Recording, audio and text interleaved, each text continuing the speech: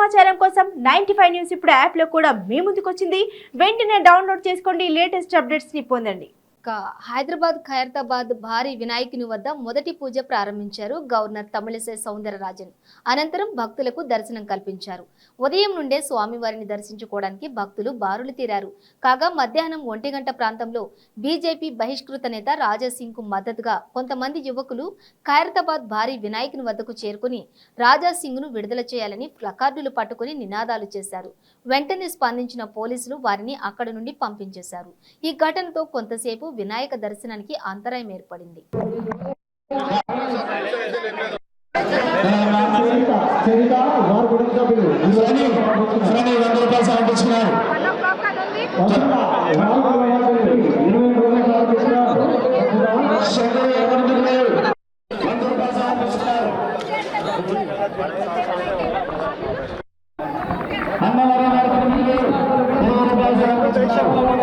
రక్షణ లేకుండా భాగ్యనగరంలో భద్రత లేకుండా పోతుంది. గవర్నమెంట్ హిందువులకు రక్షణ లేకుండా రాజాసింగ్ని లోపడేసి మేము వీఆర్ సపోర్టింగ్ ఫర్ రాజాసింగ్. ప్రతి ఒక్కడు ఇంటికి ఒక రాజాసింగ్ తయారు కావాలి. ఈ రోజుల్లో పరిస్థితిలో హిందువులకు రక్షణ లేకుండా, హిందూ పండుగ రోజు కూడా హిందువులకు రక్షణ లేకుండా పోతున్నది. రాజాసింగ్ని వెంటనే విడుదల చేయాలని మా డిమాండ్.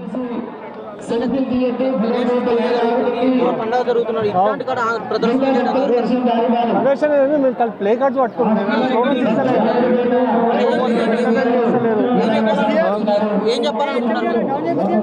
మేము అదే హిందూ దేశంలో హిందువులకు రక్షణ లేకుండా పోతుంది. ప్రతి ఒక్కరు హిందువులు తెలుసుకోవాలి.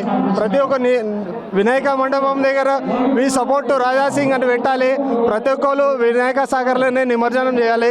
ఇట్లా ఏరియా వైజ్గా గుంటలు పెడుతున్నారు కదా, దానికి ఎవరు సపోర్ట్ చేయకండి. వినాయక సాగర్లోనే అందరు నిమజ్జనం చేయాలి గణేశుడిని. జై శ్రీరామ్. జై శ్రీరామ్.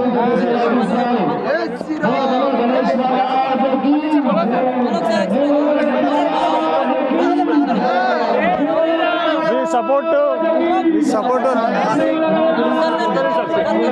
ప్లీజ్ వచ్చండి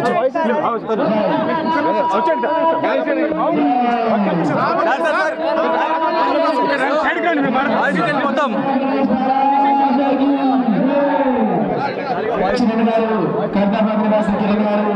భక్తులు కింద ఛాయ చేస్తున్నారు. భగవంతులు వచ్చి వారి ధన్యవాదాలు తెలియజేస్తున్నారు.